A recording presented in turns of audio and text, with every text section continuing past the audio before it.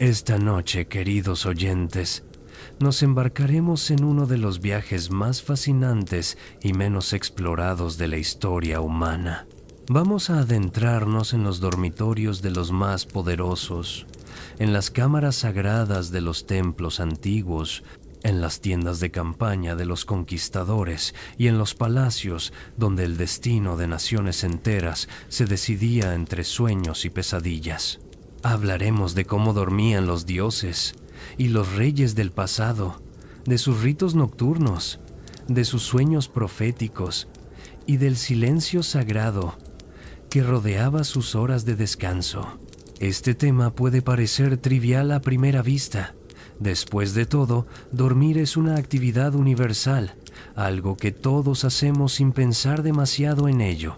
Pero les aseguro que cuando exploramos cómo las civilizaciones antiguas concebían el sueño, cuando desentrañamos los rituales que rodeaban el descanso de los poderosos, cuando comprendemos el significado espiritual y político que se otorgaba a las horas nocturnas, descubrimos una ventana privilegiada hacia la mentalidad de nuestros ancestros. El contenido de esta noche está fundamentado en documentos históricos auténticos, en crónicas medievales meticulosamente preservadas, en evidencias arqueológicas que han emergido de tumbas reales y templos milenarios, en papiros egipcios, en textos cuneiformes mesopotámicos, en manuscritos bizantinos y en relatos de cronistas que tuvieron acceso directo a las cortes más exclusivas de la antigüedad. Cada afirmación que escucharán esta noche tiene su raíz en el registro histórico, aunque, por supuesto, cuando las fuentes sean contradictorias o incompletas, se los haré saber. Permítanme transportarlos ahora a una escena específica que nos servirá de portal hacia este fascinante tema. Imaginen por un momento que son una mosca en la pared del gran palacio de Cnosos, en la isla de Creta, aproximadamente en el año 1600 a.C. La noche ha caído sobre el mar Egeo y las estrellas brillan con esa claridad prístina que solo se encuentra lejos de las luces modernas. En el corazón del laberíntico palacio, en una cámara decorada con frescos de delfines azules y flores de azafrán, descansa el rey sacerdote de los minoicos. No está solo. Dos sacerdotisas permanecen en vigilia a ambos lados de su lecho, que no es una cama como las conocemos, sino una plataforma elevada cubierta con pieles de carnero teñidas de púrpura. El aire está perfumado con incienso de cedro importado del Líbano, mezclado con mirra traída desde las costas de Arabia. Las sacerdotisas susurran oraciones en una lengua que todavía no hemos logrado descifrar completamente, invocando a la gran diosa madre para que proteja los sueños del rey. El monarca lleva puesta una túnica de lino finísimo y sobre su pecho descansa un amuleto de oro con forma de doble hacha, el símbolo sagrado del poder minoico. En una mesa baja junto a su lecho hay una copa de plata llena de vino mezclado con hierbas, una bebida que, según los análisis arqueológicos de residuos encontrados en recipientes similares, contenía adormidera, la planta de la cual se extrae el opio. El rey no simplemente duerme, está realizando un acto sagrado, un ritual que conecta el mundo de los vivos con el reino de los dioses. Sus sueños no son suyos, pertenecen al pueblo. Mañana, al despertar, relatará lo que vio en su viaje nocturno, y los sacerdotes interpretarán esas visiones para guiar las decisiones del reino. ¿Debían zarpar las naves comerciales hacia Egipto? ¿Era el momento propicio para celebrar los grandes juegos del toro? ¿Amenazaba algún peligro desde el mar? Las respuestas llegaban en sueños. Esta escena, reconstruida a partir de frescos minoicos, de textos lineales A y B, parcialmente descifrados, de los restos de cámaras reales excavadas por arqueólogos como Sir Arthur Evans a principios del siglo XX, y de comparaciones con civilizaciones contemporáneas mejor documentadas, nos muestra algo fundamental. Para los antiguos, el sueño de un rey nunca era un asunto privado. Era un asunto de Estado, un asunto sagrado, un asunto que podía determinar el destino de miles de personas. Ahora bien, esta noche no nos limitaremos a los minoicos. Viajaremos a través de milenios y continentes, desde los sigurats de Babilonia hasta las pirámides de Teotihuacán, desde las estepas de Mongolia hasta los monasterios bizantinos. Exploraremos cómo dormían los faraones egipcios, convencidos de que cada noche viajaban a través del Duat, el inframundo, para renacer con el sol del amanecer. Descubriremos los elaborados rituales de sueño de los emperadores chinos de la dinastía Han, que dormían con la cabeza orientada hacia el sur para alinearse con las fuerzas cósmicas. Conoceremos las prácticas oníricas de los reyes vikingos, que consultaban a las volvas, las videntes nórdicas, para interpretar sus sueños antes de zarpar en expediciones de conquista. También hablaremos de los dioses, porque en muchas tradiciones antiguas los dioses también dormían. Zeus descansaba en el monte Olimpo. Odín colgaba de Yggdrasil, el árbol del mundo, en un estado entre el sueño y la muerte para obtener sabiduría. Los dioses hindúes entraban en Yoganidra, el sueño divino, y en cada tradición, el sueño de los dioses tenía profundas implicaciones cósmicas. Así que acomódense en sus lechos, ajusten sus almohadas, permitan que la oscuridad los envuelva suavemente, respiren profundo. Estamos a punto de embarcarnos en un viaje de 60 minutos a través del tiempo, explorando uno de los aspectos más íntimos y sagrados de la vida de los poderosos del pasado. Dejen que mi voz los guíe a través de palacios dormidos, templos en silencio y sueños milenarios. Comencemos. Para comprender cómo dormían los reyes y cómo se concebía el sueño de los dioses, debemos primero retroceder hasta los albores mismos de la civilización, hasta esos momentos formativos en los que la humanidad comenzó a organizarse en sociedades complejas y a desarrollar sistemas religiosos sofisticados. En las primeras ciudades-estado de Mesopotamia, hace aproximadamente 5.500 años, en lugares como Uruk, Ur y Eridu, emergió una concepción revolucionaria del sueño. Los sumerios, esa civilización brillante que inventó la escritura y construyó los primeros templos monumentales, no veían el sueño como un simple periodo de descanso. Para ellos, dormir era atravesar un umbral, cruzar un velo entre mundos. Los textos cuneiformes más antiguos que mencionan sueños, grabados en tablillas de arcilla que han sobrevivido milenios bajo la arena de Irak, revelan una sofisticada teología del sueño. Cuando un ser humano dormía, creían los sumerios, su alma o espíritu, que ellos llamaban sí, podía separarse temporalmente del cuerpo y vagar por otros planos de existencia. Pero esto no ocurría de manera casual o descontrolada. Los dioses enviaban mensajes a través de los sueños y aquellos que sabían interpretarlos correctamente podían conocer el futuro, recibir advertencias divinas o incluso obtener soluciones a problemas complejos. Ahora bien, si esto era cierto para cualquier persona, imaginen las implicaciones cuando se trataba del sueño de un rey. El Ensi, como se llamaba el gobernante en las primeras ciudades sumerias, no era un monarca ordinario. Era el representante terrenal del dios patrono de la ciudad. En Uruk representaba a Inanna, la diosa del amor y la guerra. En Ur, a Nanna, el dios luna.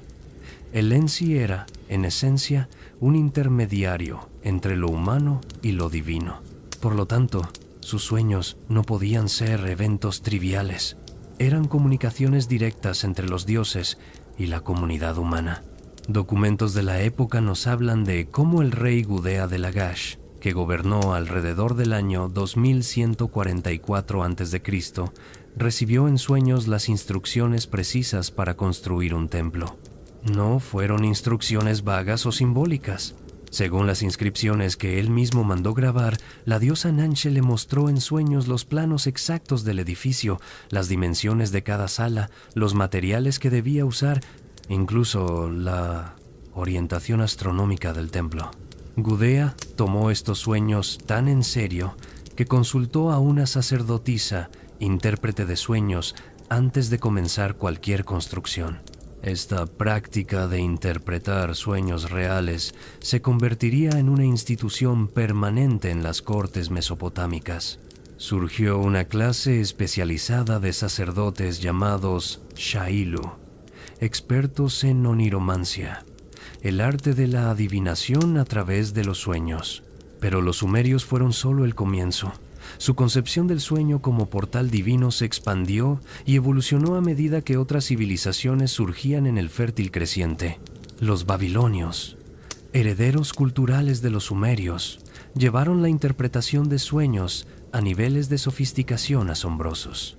Durante el reinado de Hammurabi, aproximadamente en el año 1752 a.C., ya existían tratados completos sobre interpretación de sueños. Hemos recuperado tablillas que contienen verdaderas enciclopedias oníricas, listas exhaustivas de símbolos oníricos y sus significados. Por ejemplo, una tablilla de la biblioteca de Asurbanipal en Nínive, fechada en el siglo VII a.C., pero copiando textos mucho más antiguos, nos dice: si un hombre vuela repetidamente en sus sueños, todo lo que posee se dispersará. O, si un hombre sueña que come carne de cuervo, obtendrá ganancias y prosperidad. Estos manuales de interpretación no eran para uso general. Estaban custodiados celosamente por los sacerdotes del templo y se consultaban principalmente para interpretar los sueños de la realeza. Los reyes asirios y babilonios registraban meticulosamente sus sueños importantes. Tenemos cartas reales, correspondencia oficial del Estado, donde los monarcas describen sus sueños y solicitan interpretaciones urgentes. El rey Asurbanipal, uno de los monarcas más educados de la antigüedad, quien creó la biblioteca más grande del mundo antiguo, escribió en sus anales sobre un sueño que tuvo antes de una campaña militar crucial contra Elam. En ese sueño, según su propio relato grabado en piedra, vio a la diosa Ishtar vestida como una guerrera, con un arco en una mano y una espada desenvainada en la otra. La diosa le habló directamente: «No temas, Asurbanipal. Yo marcharé delante de ti y destruiré a tus enemigos». El rey interpretó esto como una señal divina inequívoca de que debía proceder con la invasión. Y lo hizo, conquistando la capital elamita de Susa en el año 647 a.C. ¿Era esto simple propaganda? ¿Inventó el rey este sueño para justificar una guerra ya decidida? Posiblemente. Pero lo fascinante es que sintió la necesidad de justificar su acción militar citando un sueño, lo que nos muestra el inmenso peso cultural y político que tenían los sueños en Mesopotamia. Ahora crucemos las arenas y los desiertos. Viajemos al Valle del Nilo, donde una civilización aún más antigua desarrolló sus propias concepciones profundamente elaboradas sobre el sueño y el descanso. Los antiguos egipcios veneraban el sueño de una manera que puede parecer extraña a ojos modernos. Para ellos, dormir era literalmente un ensayo de la muerte, pero no lo digo en un sentido mórbido o negativo. Al contrario, era algo profundamente esperanzador y sagrado. Los egipcios creían que cada noche, cuando el sol se ponía en el occidente y el dios Ra descendía al Duat, el inframundo, toda la creación lo acompañaba en ese viaje. Las personas dormidas viajaban simbólicamente con Ra a través de las 12 horas de la noche, enfrentando demonios y obstáculos para renacer triunfantes con el amanecer. El sueño era, por tanto, un viaje cósmico, una pequeña muerte seguida de un renacimiento. Y si esto era cierto para la gente común, era absolutamente central para el faraón. El faraón no era simplemente un rey, era la encarnación viviente de Horus, el dios halcón, era el hijo de Ra. Su naturaleza era parcialmente divina, por lo tanto, su sueño nocturno no era un simple descanso humano, era un viaje divino de significado cósmico. Los papiros funerarios, especialmente los llamados textos de las pirámides, los más antiguos textos religiosos conocidos de la humanidad, grabados en las paredes interiores de las pirámides de los faraones de la quinta y sexta dinastías, alrededor del año 2300 a.C., contienen pasajes que describen el viaje nocturno del rey difunto. Aunque estos textos se refieren específicamente al faraón muerto, los eruditos creen que reflejan también la concepción del sueño del faraón vivo. Un pasaje particularmente evocador dice: «El rey vuela, vuela lejos de ustedes, mortales. No pertenece a la tierra, pertenece al cielo. El rey vuela como las nubes vuelan, como el escarabajo vuela hacia el sol naciente». Este vuelo nocturno del alma real a través del cosmos era tanto literal como metafórico en la mentalidad egipcia. Los arqueólogos que han excavado las cámaras funerarias reales y los palacios de los faraones han descubierto evidencias fascinantes sobre cómo estos monarcas divinos preparaban su descanso nocturno. En la tumba de Tutankamón, descubierta por Howard Carter en el año 1922, se encontraron no menos de 6 lechos ceremoniales, cada uno con un propósito específico. Uno de ellos, decorado con cabezas de la diosa hipopótamo Taweret, protectora del sueño y el parto, era claramente un lecho para dormir. Pero estos lechos no eran meros muebles. Eran objetos sagrados, cubiertos de símbolos protectores, orientados según principios astronómicos y religiosos. El faraón no simplemente se acostaba a dormir, realizaba un ritual, asistido por sacerdotes y asistentes de cámara especializados, que preparaban el lecho, quemaban incienso específico, recitaban fórmulas de protección. Tenemos evidencias de estos rituales en las inscripciones de templos y en papiros como el papiro Chester Beatty III, que contienen no solo un compendio de interpretación de sueños egipcios, sino también oraciones y hechizos para inducir sueños proféticos y para protegerse de las pesadillas que los egipcios creían eran enviadas por demonios o espíritus malévolos. Este papiro, fechado en la 19ª dinastía, durante el reinado de Ramsés II, alrededor del año 1279 a.C., es extraordinario. Contiene más de 200 interpretaciones de sueños, organizadas meticulosamente. Por ejemplo, si un hombre se ve a sí mismo en un sueño mirándose en un espejo, esto es malo, significa que una nueva esposa. O, si un hombre se ve en un sueño bebiendo vino, esto es bueno, significa vivir en rectitud. Lo fascinante es que este documento, aunque accesible a escribas educados, claramente recoge tradiciones que se usaban en la corte real para interpretar los sueños del faraón.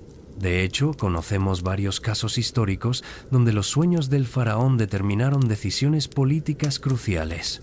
El más famoso, por supuesto, está registrado en fuentes hebreas, en el libro del Génesis, donde se narra cómo el faraón soñó con 7 vacas gordas y 7 vacas flacas, y cómo José, el hebreo, interpretó esto como una profecía de 7 años de abundancia seguidos de 7 años de hambruna. Aunque este relato tiene elementos legendarios, refleja una práctica real en las cortes egipcias, la interpretación de sueños reales por especialistas que podían ser tanto sacerdotes egipcios como sabios extranjeros. Desde Mesopotamia hasta Egipto, desde los zigurats hasta las pirámides, vemos emerger un patrón claro. En las primeras civilizaciones, el sueño del rey no era un asunto privado, era un asunto sagrado, político, cósmico. Los reyes no simplemente dormían, realizaban un viaje espiritual, recibían mensajes divinos, sostenían el orden del cosmos con su descanso ritual. Este entendimiento fundamental del sueño como portal divino se extendería y evolucionaría, adoptando formas específicas en cada cultura, pero manteniendo siempre esa cualidad esencial, el reconocimiento de que en el sueño, especialmente en el sueño de los poderosos, lo humano y lo divino se encuentran Ahora que hemos establecido cómo las civilizaciones antiguas concebían el sueño como un portal divino, especialmente para sus reyes y gobernantes, debemos explorar una práctica fascinante que surgió en varias culturas: los templos específicamente dedicados a la incubación de sueños sagrados. Esta práctica, conocida técnicamente como incubación onírica, se convirtió en una institución religiosa de enorme importancia en el mundo antiguo. No se trataba simplemente de dormir en un templo, era un proceso ritual elaborado, diseñado para inducir sueños proféticos, curativos o reveladores. Y aunque personas comunes podían acceder a estos templos en ciertas circunstancias, los reyes y la aristocracia tenían un acceso privilegiado y utilizaban estos lugares como recursos políticos y espirituales. Trasladémonos ahora a la antigua Grecia, específicamente al período clásico, alrededor del siglo V a.C. En las colinas de Epidauro, en la península del Peloponeso, se alzaba uno de los complejos religiosos más extraordinarios del mundo antiguo, el santuario de Asclepio, dios de la medicina y la curación. Este no era un templo ordinario. Era, esencialmente, un hospital sagrado donde la curación llegaba a través de los sueños. Los peregrinos, tanto nobles como plebeyos, pero con los ricos disfrutando de acomodaciones superiores, viajaban desde toda Grecia y más allá para buscar curación en Epidauro. El proceso era meticuloso y está bien documentado gracias a las inscripciones votivas grabadas en estelas de mármol, muchas de las cuales han sobrevivido y pueden verse hoy en el museo del sitio. Primero, el suplicante debía purificarse ritualmente, bañándose en las fuentes sagradas del santuario. Luego, debía hacer sacrificios apropiados en el altar de Asclepio, generalmente un gallo o una cabra, dependiendo de la gravedad de la enfermedad y la riqueza del suplicante.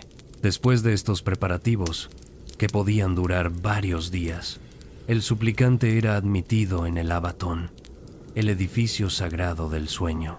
Este era un espacio rectangular largo, con columnatas a ambos lados, donde los enfermos se acostaban en lechos especialmente preparados. No se permitían luces. La oscuridad total era esencial. El silencio era obligatorio. Y allí, en esa oscuridad sagrada, los suplicantes esperaban que Asclepio mismo visitara sus sueños. Según cientos de testimonios grabados en piedra, el dios aparecía en diversas formas, a veces como un médico barbudo con su báculo entrelazado con una serpiente, a veces como la serpiente sagrada misma que lamía las partes enfermas del cuerpo del durmiente, a veces simplemente como una presencia luminosa. En algunos casos, la curación era instantánea y milagrosa. Una inscripción cuenta la historia de un hombre llamado Aristágora de Troezen, quien había estado ciego durante años. Soñó que Asclepio abría sus ojos con los dedos y al despertar podía ver. Otra estela narra cómo una mujer llamada Ambrosia de Atenas, quien había perdido un ojo, soñó que el dios le devolvía la vista y al despertar su ojo estaba curado. Ahora bien, podemos ser escépticos sobre la veracidad literal de estas curaciones milagrosas, pero lo que es indudable es que miles de personas, incluyendo figuras históricas verificables como el rey Pirro de Epiro y el emperador romano Marco Aurelio, visitaron estos templos del sueño y atribuyeron curaciones y revelaciones a las experiencias oníricas que tuvieron allí. Los arqueólogos que han excavado Epidauro y otros asclepiones, como el de Kos, la isla natal de Hipócrates, o el de Pérgamo en Asia Menor, han descubierto evidencias fascinantes de cómo funcionaban estos templos.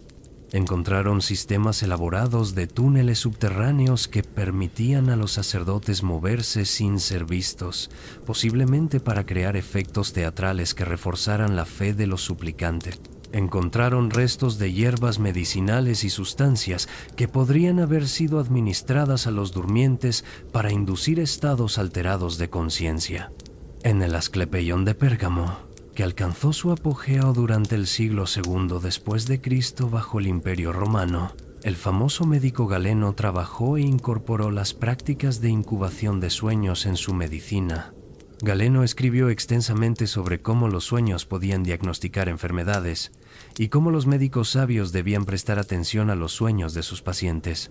Pero estos templos griegos no fueron los únicos lugares donde los sueños sagrados eran cultivados institucionalmente.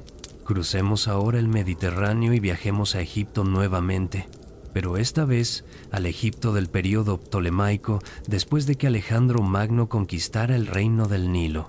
En Saqqara, la necrópolis de la antigua Memphis, existía un extraordinario culto centrado en Imhotep, el arquitecto divino que diseñó la primera pirámide escalonada para el faraón Djoser 3000 años antes. Para el período ptolemaico, Imhotep había sido completamente divinizado y equiparado con el Asclepio griego. Su santuario en Saqqara funcionaba exactamente como los asclepiones griegos. Los suplicantes, muchos de ellos griegos establecidos en Egipto, venían a dormir en el santuario de Imhotep buscando curaciones y revelaciones. Tenemos papiros escritos en griego que registran sueños experimentados en este templo. Uno particularmente conmovedor es una carta de un hombre llamado Ptolomeo, no el rey, sino un recluso que vivió en el templo durante años, escribiendo sobre sus sueños recurrentes y las instrucciones que recibía de Imhotep en esos sueños. Pero los templos del sueño no se limitaban al mundo grecorromano y egipcio. Evidencias arqueológicas y textuales sugieren que prácticas similares existían en otras partes del mundo antiguo. En la antigua China, durante la dinastía Zhou, que gobernó desde aproximadamente el año 1046 hasta el año 256 a.C., los emperadores y nobles practicaban la incubación de sueños en templos ancestrales. Los anales de primavera y otoño, una crónica histórica que cubre el periodo entre los años 722 y 481 a.C., mencionan varios casos de nobles que durmieron en templos ancestrales para recibir guía de sus antepasados difuntos a través de sueños. El proceso era similar al griego en muchos aspectos: purificación ritual, sacrificios, ayuno y finalmente el sueño en un espacio sagrado. Pero en el contexto chino, el énfasis no estaba tanto en la curación física como en recibir consejo político y moral de los ancestros. Un noble que enfrentaba una decisión importante sobre asuntos de Estado podría retirarse a un templo ancestral, ayunar durante 3 días y luego dormir en la sala sagrada esperando que sus antepasados le hablaran en sueños. Similarmente, en la India védica, los textos antiguos mencionan la práctica de Swapna Sadhana, la disciplina espiritual a través de los sueños.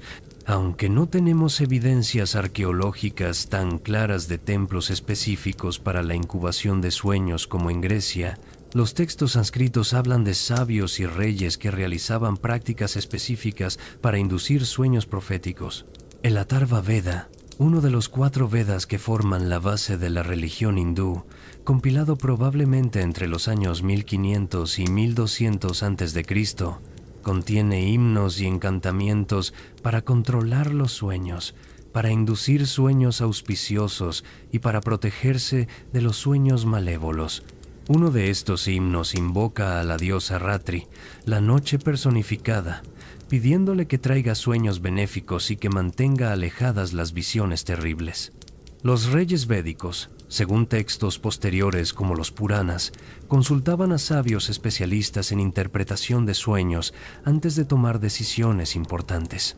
El Brihad Samhita, un texto enciclopédico del siglo VI después de Cristo escrito por Varahamihira, contiene capítulos enteros dedicados a la interpretación de sueños, distinguiendo entre sueños ordinarios y sueños proféticos, y proporcionando reglas elaboradas para determinar qué sueños deben ser tomados en serio.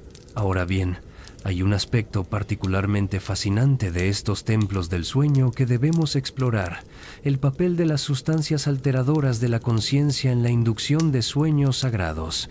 Varios investigadores han propuesto, con considerable evidencia circunstancial, que muchos de estos templos del sueño utilizaban hierbas psicoactivas y sustancias inductoras del trance como parte de sus procedimientos.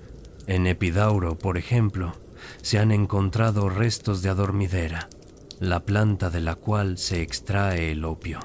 En templos egipcios hay evidencias del uso del loto azul, una planta con propiedades ligeramente psicoactivas.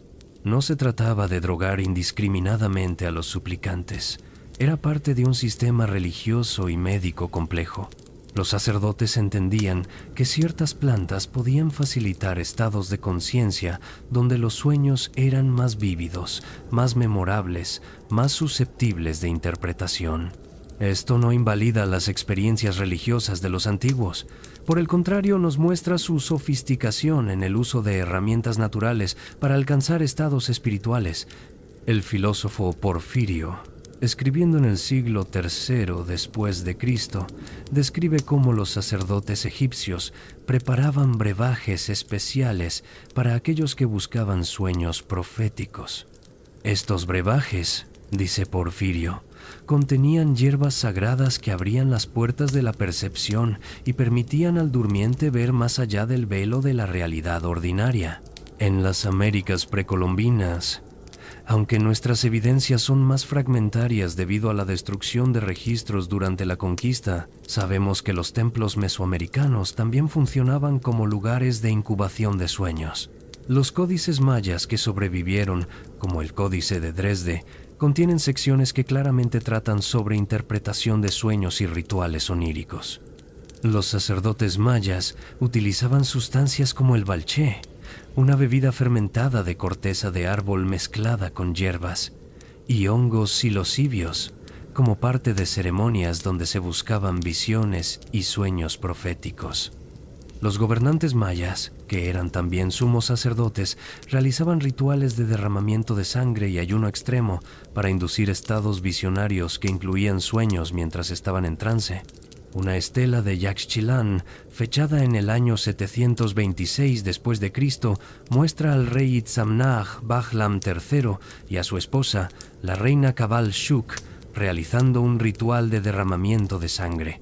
Los glifos que acompañan la imagen describen cómo, tras este ritual, ambos experimentaron visiones de la serpiente Visión, un ser sobrenatural que emergía del humo del copal quemado y les transmitía mensajes de los ancestros y los dioses.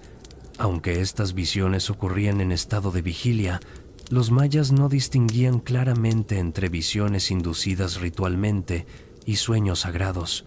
Ambos eran modos de comunicación divina. Los templos del sueño representan entonces un fenómeno transcultural fascinante. Desde el Mediterráneo hasta Asia, desde el Valle del Nilo hasta las selvas de Mesoamérica, las civilizaciones antiguas crearon espacios sagrados específicamente diseñados para facilitar encuentros oníricos con lo divino. Estos no eran lugares de superstición primitiva, sino instituciones sofisticadas que combinaban arquitectura simbólica, rituales elaborados, conocimiento herbal y una profunda comprensión psicológica del poder de la expectativa y el contexto en la formación de experiencias oníricas. Para los reyes y nobles que los visitaban, estos templos ofrecían algo invaluable: legitimación divina para sus decisiones, curación para sus enfermedades y la experiencia directa de comunicación con los dioses. Un rey que podía afirmar haber recibido instrucciones directas de Asclepio, de Imhotep, de sus ancestros divinos o de la serpiente Visión maya, poseía una autoridad que ningún consejero mortal podría otorgar. Pero los templos del sueño también democratizaban parcialmente la experiencia divina. Aunque los ricos tenían mejores acomodaciones y podían hacer sacrificios más impresionantes, en teoría cualquier persona podía acostarse en el abatón de Epidauro y esperar la visita de Asclepio. Esta tensión entre la exclusividad del poder real y la accesibilidad potencial de la experiencia divina a través de los sueños caracterizaría las prácticas oníricas del mundo antiguo. Y mientras estos templos prosperaban, mientras miles de peregrinos viajaban para dormir con los dioses, las cortes reales del mundo antiguo desarrollaban sus propios protocolos elaborados para el descanso de los monarcas, rituales que transformaban el simple acto de acostarse en ceremonia de estado, en acto sagrado, en momento de vulnerabilidad cuidadosamente orquestada. Dejemos ahora los templos del sueño y adentrémonos en las cámaras privadas de los palacios reales, donde el acto de prepararse para dormir se convirtió, en muchas cortes del mundo antiguo y medieval, en una elaborada ceremonia de estado con profundas implicaciones políticas y religiosas. Imaginen la escena en el gran palacio de Persépolis, la capital ceremonial del imperio persa aqueménida, durante el reinado de Darío I, aproximadamente en el año 515 a.C. El sol se ha puesto sobre las montañas de Zagros, y el rey de reyes, Shahanshah, gobernante del imperio más grande que el mundo ha conocido hasta ese momento, se retira a sus aposentos privados. Pero este no es un retiro simple o solitario. Darío no camina solo hacia su cámara. Le acompaña un séquito elaborado. El comandante de los inmortales, su guardia personal de élite, varios magi, sacerdotes zoroástricos, un grupo de eunucos de confianza que sirven exclusivamente en sus aposentos privados, y un portador especial de la almohada real, un cargo de enorme prestigio. Según Heródoto, el historiador griego que visitó Persia y recogió relatos de primera mano sobre las costumbres persas en su obra Las Historias, escrita alrededor del año 440 a.C., el rey persa nunca dormía, sin que al menos 10 guardias inmortales estuvieran apostados en cámaras adyacentes. Esta no era simple paranoia. En un imperio conquistado por el padre de Darío, Ciro el Grande, y expandido por el propio Darío mediante conquista militar, el asesinato real era una amenaza constante y real, pero la seguridad era solo un aspecto. Los rituales nocturnos del rey persa tenían una profunda dimensión religiosa. Los magi realizaban una ceremonia de fuego antes de que el rey se acostara. Encendían un pequeño altar de fuego sagrado en la antecámara de sus aposentos. Recitaban pasajes de la Vesta, el texto sagrado zoroástrico, e invocaban la protección de Ahura Mazda, el dios supremo del zoroastrismo, contra Angra Mainyu, el espíritu del mal, que según la teología zoroástrica era más activo durante las horas de oscuridad. Jenofonte, el historiador y soldado griego que escribió la Ciropedia, una biografía parcialmente ficticia de Ciro el Grande, alrededor del año 38 a.C., describe rituales similares. Aunque su obra mezcla historia y filosofía política, refleja prácticas reales de la corte persa que Jenofonte conoció a través de su servicio con Ciro el Joven. Según Jenofonte, el gran rey nunca bebía agua ordinaria antes de dormir. Solo bebía agua del río Choaspes, que fluye cerca de Susa, una de las capitales persas. Esta agua era transportada en recipientes de plata, sellados donde quiera que el rey viajara. Era hervida según procedimientos específicos y se le añadían hierbas seleccionadas por los médicos reales. Este ritual del agua no era simplemente un capricho aristocrático. Reflejaba preocupaciones legítimas sobre envenenamiento, pero también creencias sobre la pureza ritual y las propiedades sagradas de ciertos ríos. El lecho real era preparado con precisión ceremonial. Los eunucos de cámara extendían sábanas de lino egipcio, considerado el más fino del mundo antiguo.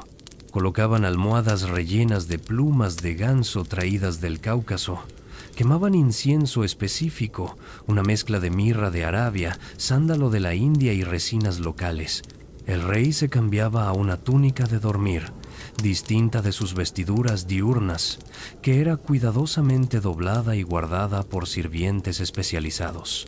Plutarco, el biógrafo griego que vivió en el siglo I después de Cristo, pero que consultó extensivamente fuentes más antiguas, menciona en sus vidas paralelas que los reyes persas mantenían concubinas en habitaciones cercanas a sus aposentos, pero que la decisión de llamar a alguna para acompañarlo durante la noche era un asunto regulado por protocolo estricto, involucrando al chambelán jefe y registrado por los escribas de palacio. Este último detalle puede parecer chismoso, pero tiene implicaciones políticas importantes.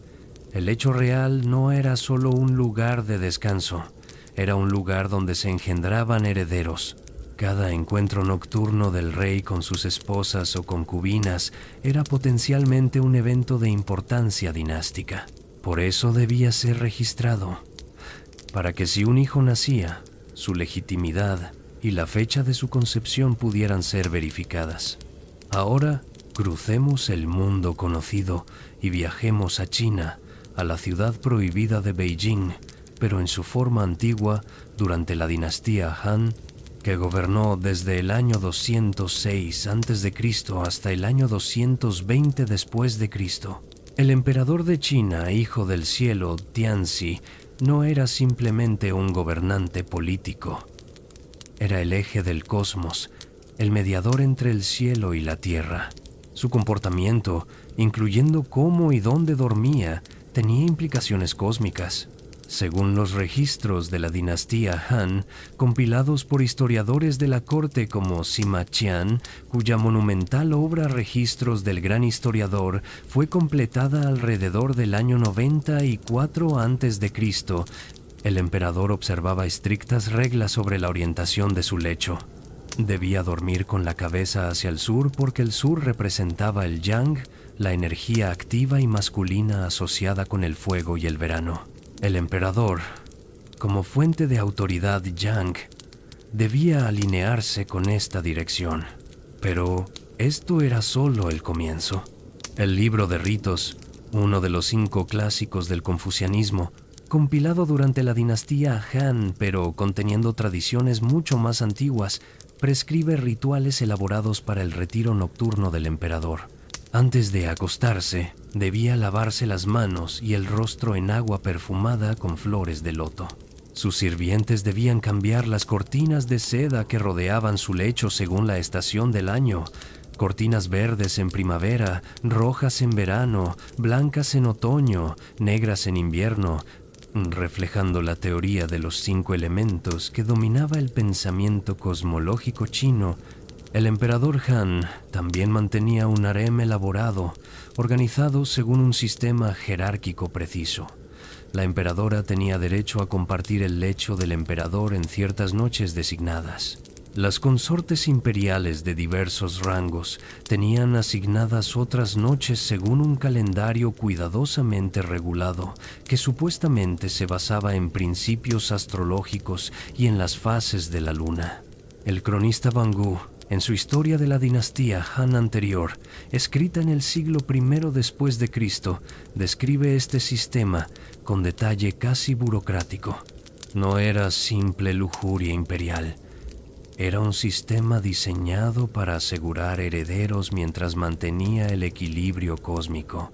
Se creía que el emperador debía distribuir su esencia yang de manera apropiada y que concentrar demasiada atención en una sola mujer podría causar desequilibrio en el cosmos. Los astrónomos de la corte y los adivinos especializados en el libro de los cambios, el I Ching, eran consultados sobre las noches más auspiciosas para que el emperador procreara. Si la emperadora concebía en una noche considerada cosmológicamente propicia, el hijo nacido de esa unión tendría mayores posibilidades de ser designado heredero porque su concepción misma estaba alineada con los patrones celestiales. Además, el emperador nunca dormía completamente desprotegido. Eunucos de confianza absoluta, hombres que habían sido castrados específicamente para servir en los aposentos internos del palacio sin representar amenaza sexual para las mujeres imperiales, montaban guardia en rotaciones durante toda la noche. Algunos de estos eunucos alcanzaban posiciones de inmenso poder e influencia, precisamente porque su proximidad al emperador, durante sus momentos más vulnerables, les daba acceso privilegiado. Saltemos ahora adelante en el tiempo y viajemos al Imperio Romano en su apogeo, específicamente a Roma durante el reinado de Augusto, el primer emperador que gobernó desde el año 27 a.C. hasta el año 14 después de Cristo. El historiador Suetonio, en su obra Las vidas de los 12 Césares, escrita alrededor del año 121 después de Cristo, proporciona detalles fascinantes sobre los hábitos de sueño de Augusto y otros emperadores romanos. Augusto, nos dice Suetonio, era un mal durmiente, plagado de insomnio. Para combatirlo, a menudo se hacía leer por lectores esclavos hasta que se quedaba dormido. Prefería historias y biografías a poesía. Su lecho, según descripciones arqueológicas de lechos romanos aristocráticos del periodo, habría sido un lectus cubicularis, una cama con marco de madera, a menudo de cedro o ciprés para repeler insectos, con cuerdas entrelazadas como soporte y colchones rellenos de lana o plumas. Los más lujosos tenían decoraciones de marfil y bronce. Pero lo fascinante sobre Augusto es cómo gestionaba políticamente su vida nocturna. A diferencia de los emperadores persas o chinos, Augusto cultivaba deliberadamente una imagen de modestia y virtud romana tradicional. Suetonio relata que Augusto dormía a menudo en la misma habitación durante más de 40 años, incluso durante el invierno, aunque Roma puede ser bastante fría. Evitaba ostentación excesiva en sus aposentos privados, contrastando deliberadamente con el lujo asociado con los monarcas orientales. Esta era una estrategia política. Augusto había ganado el poder tras una brutal guerra civil y había transformado la República Romana en un imperio bajo su gobierno personal. Pero para mantener la ficción de que la República continuaba, de que él era simplemente el princeps, el primer ciudadano, y no un rey absoluto, cultivaba una imagen de sencillez republicana. Sus hábitos nocturnos formaban parte de esta performance política. Sin embargo, otros emperadores romanos no mostraron tal moderación. Calígula, según el mismo Suetonio, sufría de insomnio severo y vagaba por los pasillos de su palacio durante la noche, aterrorizado por pesadillas. Suetonio, con su típico gusto por lo escandaloso, afirma que Calígula a menudo dormía muy poco, apenas 3 horas por noche, y que cuando dormía tenía sueños perturbadores donde conversaba con el dios del mar, Neptuno. Nerón, otro emperador conocido por sus excentricidades, convertía la noche en día y el día en noche, según Tácito en sus anales.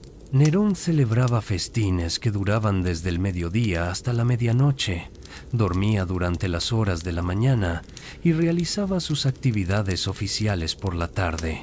Este desarreglo del ciclo natural escandalizaba a los romanos tradicionales, que veían en ello una señal de la decadencia moral del emperador.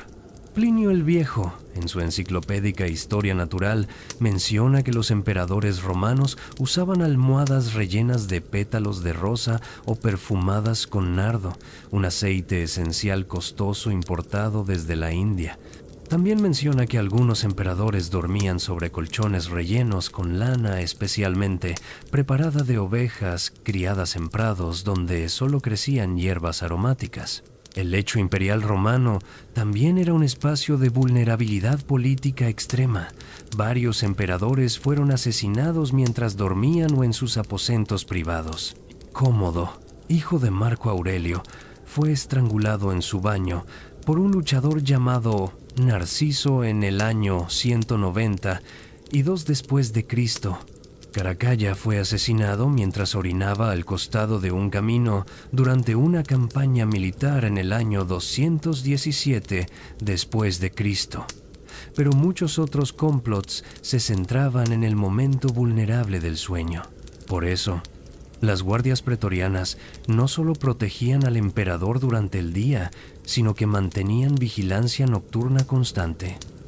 Los cubiculari, esclavos o libertos de confianza que servían en los aposentos imperiales, formaban una red de inteligencia que el emperador usaba para mantenerse informado de conspiraciones. Paradójicamente, estos mismos sirvientes íntimos a veces participaban en las conspiraciones que se suponía debían prevenir. Finalmente, viajemos brevemente al Imperio Bizantino, el sucesor oriental del Imperio Romano, específicamente a Constantinopla durante el reinado de Justiniano I en el siglo VI después de Cristo. El Palacio Imperial de Constantinopla, un vasto complejo que cubría el extremo sureste de la ciudad, contenía los apartamentos privados del emperador, conocidos como el Crisotriclinio, el Salón Dorado. Procopio de Cesarea, el historiador de la corte de Justiniano, describe en su Historia Secreta, escrita alrededor del año 550 después de Cristo, pero publicada póstumamente, cómo los rituales nocturnos bizantinos mezclaban protocolo romano con ceremonial oriental. El emperador bizantino, considerado el representante de Cristo en la tierra, iniciaba su retiro nocturno con oraciones formales. Capellanes de la capilla imperial recitaban vísperas en su presencia. Se le ofrecía agua bendita para lavarse las manos. Sus vestiduras imperiales, cargadas de simbolismo religioso y político, eran removidas ceremonialmente por los cubicularios más importantes, cada uno encargado de una prenda específica, pero Procopio también revela detalles más oscuros. En su Historia Secreta, afirma que el emperador Justiniano apenas dormía, pasando la mayor parte de la noche caminando por los pasillos del palacio, tramando estrategias para sus guerras de reconquista. Procopio, con malicia evidente, incluso sugiere que los guardias de palacio a veces veían al emperador sin cabeza durante estas caminatas nocturnas, insinuando que era un demonio disfrazado de humano. Estas historias sensacionalistas, aunque obviamente exageradas o inventadas, revelan algo importante. El misterio que rodeaba las horas privadas de los emperadores generaba rumores, especulación y mitología. Lo que los monarcas hacían en la privacidad de la noche, cuando se quitaban sus máscaras públicas, era objeto de fascinación y sospecha. Los rituales de la noche real entonces servían múltiples propósitos, proporcionaban seguridad física contra asesinato, reforzaban la naturaleza sagrada o divina del monarca a través de ceremonias religiosas, regulaban la sucesión dinástica mediante el control cuidadoso de la vida sexual del rey y creaban un espacio liminal, un momento de transición entre el monarca público y el ser humano privado, un momento cargado de peligro y posibilidad. Hemos explorado los templos del sueño y los rituales nocturnos de las cortes reales. Ahora debemos examinar algo aún más fascinante: los momentos específicos en la historia donde sueños, o supuestos sueños, de reyes y emperadores alteraron el curso de civilizaciones enteras. Porque los sueños de los monarcas no eran simplemente experiencias privadas. Cuando un rey afirmaba haber recibido un mensaje divino en sueños, cuando un emperador basaba una decisión política crucial en una visión nocturna, las consecuencias podían resonar a través de generaciones. Comencemos con uno de los sueños más famosos y consecuentes de la historia antigua, el sueño de Constantino el Grande, antes de la batalla del Puente Milvio. Es el año 312 después de Cristo. El Imperio Romano está fragmentado, desgarrado por la guerra civil entre múltiples pretendientes al trono imperial. Constantino, hijo del emperador Constancio Cloro, controla las provincias occidentales. Su rival, Magencio, controla Italia y Roma misma. Los dos ejércitos están a punto de chocar cerca de Roma, en el río Tíber, cerca de un puente conocido como el Puente Milvio. La noche antes de la batalla, según el relato del historiador eclesiástico Eusebio de Cesarea en su vida de Constantino, escrita alrededor del año 39 después de Cristo, Constantino tuvo una visión. En su sueño, vio en el cielo el símbolo de la cruz superpuesto al sol. y escuchó una voz que decía en latín, "In hoc signo vinces", que significa, "con este signo vencerás". Ahora bien, debemos ser cuidadosos aquí. Eusebio escribió su biografía de Constantino décadas después del evento, durante el reinado del emperador, y Eusebio era un obispo cristiano, profundamente comprometido con presentar a Constantino como un emperador cristiano desde el principio. Es muy probable que su relato embellezca o incluso invente detalles para propósitos hagiográficos. Otra fuente, Lactancio, un consejero cristiano de Constantino, escribió sobre el mismo evento mucho más cerca de cuando ocurrió en su obra sobre la muerte de los perseguidores, escrita alrededor del año 314 después de Cristo. Lactancio afirma que Constantino fue advertido en un sueño, admonitio somno en latín, para marcar los escudos de sus soldados con un símbolo celestial, que Lactancio describe como una X atravesada por una línea vertical con su extremo superior curvado, el monograma Chirró, las primeras dos letras de Cristo en griego. Lo fascinante es que tenemos evidencia numismática, es decir, monedas acuñadas inmediatamente después de la batalla, que muestran que Constantino comenzó a usar símbolos cristianos o paracristianos en su propaganda militar y política inmediatamente después de su victoria. Esto sugiere que, independientemente de los detalles exactos del sueño, Constantino ciertamente afirmó haber tenido alguna experiencia reveladora que lo conectó con el Dios cristiano, y las consecuencias fueron monumentales. Constantino ganó la batalla del puente Milvio. Magencio se ahogó en el Tíber cuando el puente colapsó bajo el peso de sus tropas en retirada. Constantino se convirtió en el emperador indiscutido de Occidente.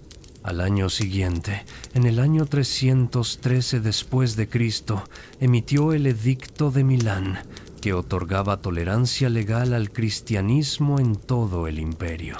El cristianismo pasó de ser una secta perseguida a ser la religión favorecida del Estado romano. Eventualmente, bajo Teodosio I a finales del siglo IV después de Cristo, se convirtió en la única religión legal del imperio. La civilización occidental fue fundamentalmente transformada. Y todo esto, o al menos su chispa inicial, puede rastrearse a un sueño o a la afirmación política de un sueño, experimentado por un ambicioso general en la noche antes de una batalla crucial. ¿Tuvo Constantino realmente este sueño? No podemos saberlo con certeza. ¿Lo creyó genuinamente o fue una construcción política después del hecho? Nuevamente, no podemos estar seguros, pero lo que es innegable es que el relato del sueño se convirtió en un poderoso mito fundacional del Imperio Cristiano Romano, repetido por siglos, ilustrado en innumerables obras de arte y usado para legitimar la fusión del poder imperial con la fe cristiana. Viajemos ahora hacia atrás en el tiempo, al siglo VII a.C., al Imperio Neoasirio, específicamente al reinado de Asurbanipal, el último gran rey de Asiria. Asurbanipal, como mencioné anteriormente, era un rey excepcionalmente educado, creador de la biblioteca más grande del mundo antiguo en Nínive. Sus anales reales, inscritos en prismas de arcilla y tablillas, están llenos de referencias a sueños proféticos que guiaron sus campañas militares. Pero no solo sus propios sueños.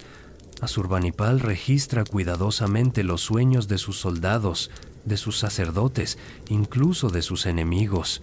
Antes de su campaña contra Elam, uno de los enemigos más persistentes de Asiria, Asurbanipal registra que un soldado común en su ejército soñó con el dios Sin, el dios Luna, inscribiendo en una tablilla el destino del rey elamita: «He decretado para el rey de Elam una muerte violenta».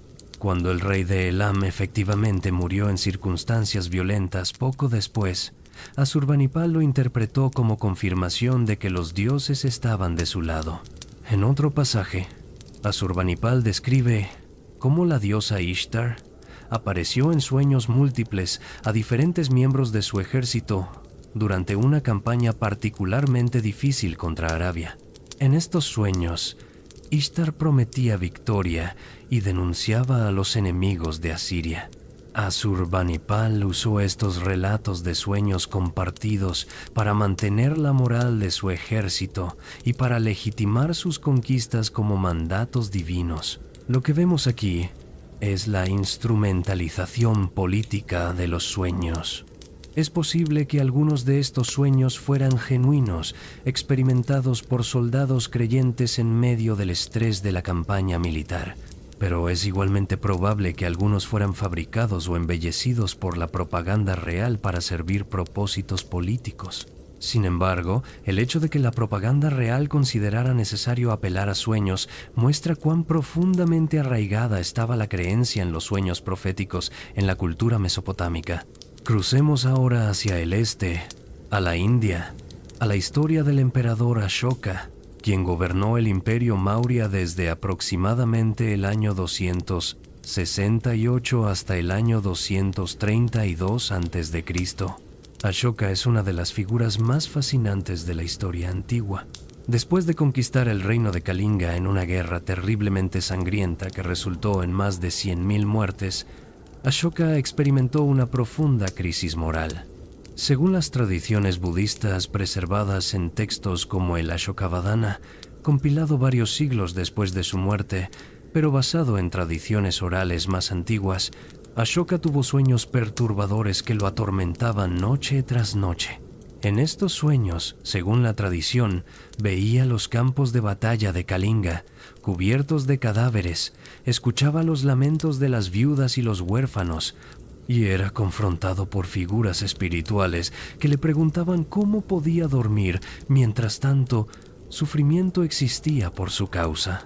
Estas experiencias oníricas, combinadas con sus experiencias de vigilia, llevaron a Ashoka a convertirse al budismo y a transformar radicalmente su gobierno. Renunció a la conquista militar y adoptó un principio de conquista por dharma, por rectitud moral. Erigió edictos en pilares por todo su vasto imperio, todavía legibles hoy, proclamando principios de no violencia, tolerancia religiosa y bienestar social. Nuevamente, debemos ser cautelosos con los detalles. Las fuentes sobre los sueños de Ashoka fueron escritas por budistas devotos siglos después, con un interés obvio en presentar su conversión como resultado de revelación espiritual.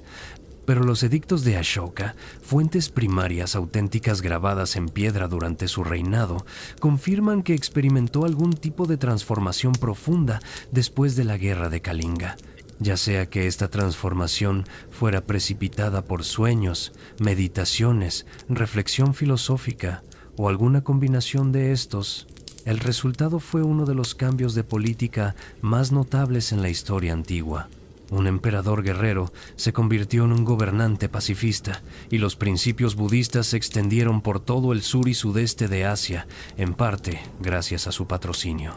Saltemos ahora a la Europa medieval, específicamente al año 1862, a la historia del rey Enrique II de Inglaterra y su conflicto con Thomas Becket, el arzobispo de Canterbury.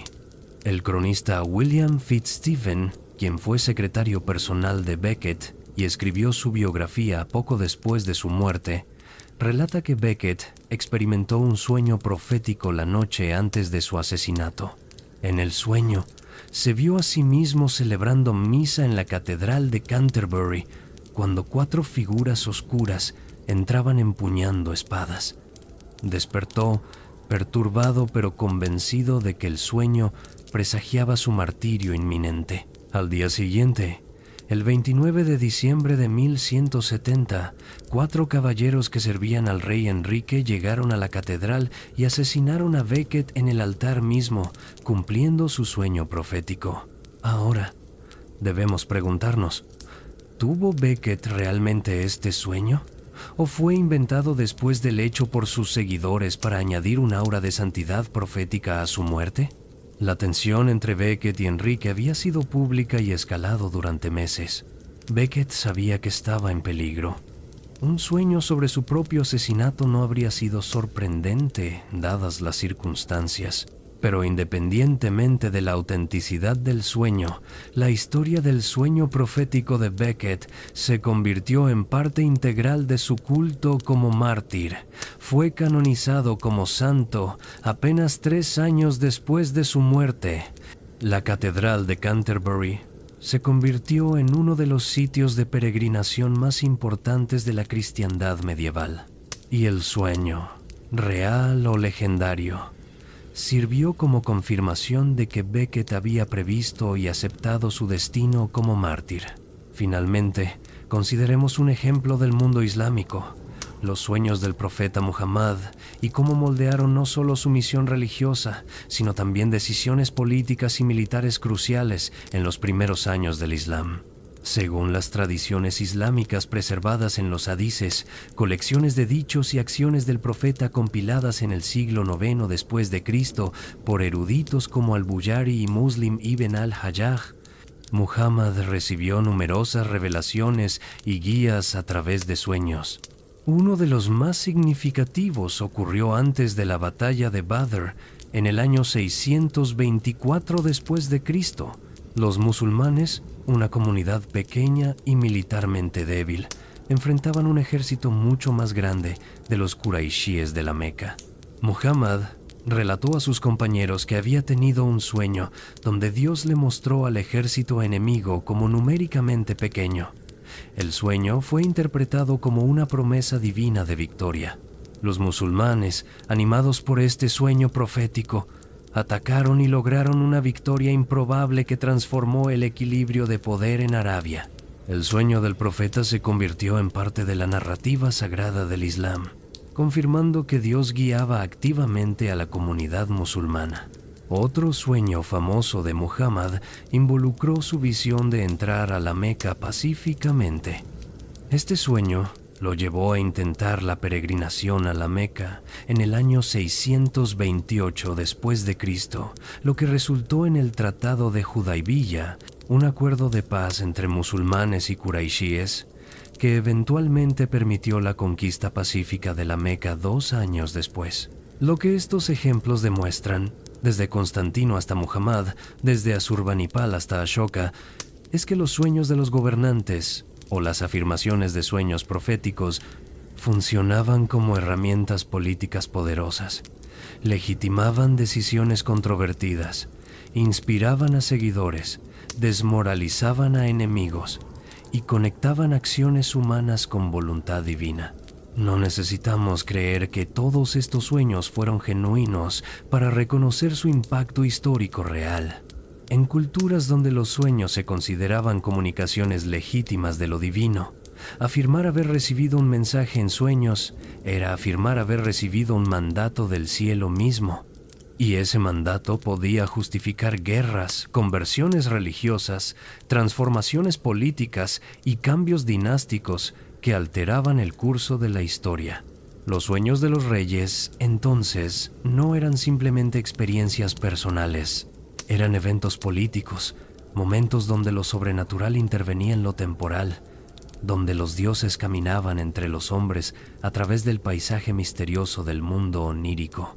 Hemos hablado extensamente sobre los sueños de los reyes, sobre los rituales elaborados que rodeaban su descanso, sobre cómo las visiones nocturnas moldeaban el destino de imperios. Pero ahora debemos confrontar una realidad más oscura y profundamente humana: el insomnio de los poderosos, la incapacidad de dormir que atormentaba a muchos de los gobernantes más poderosos de la historia, porque el poder, especialmente el poder absoluto, venía con un precio terrible.